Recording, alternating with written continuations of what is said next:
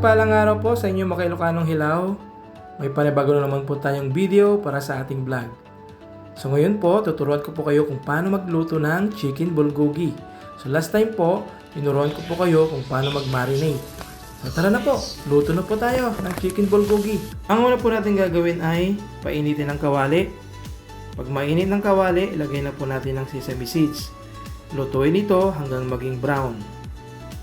So ang susunod na po natin na gagawin ay iluto na po natin ang na-marinate na chicken.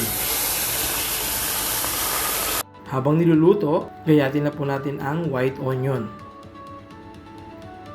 Pag malapit nang maluto ang chicken, ilagay na po natin ang white onion. Pagkatapos nun, ilagay na po natin ang toppings niya, which is the sesame seeds. So ganyan lamang po kasimple magluto ng chicken bulgogi. So please don't forget to follow and share. Maraming salamat po.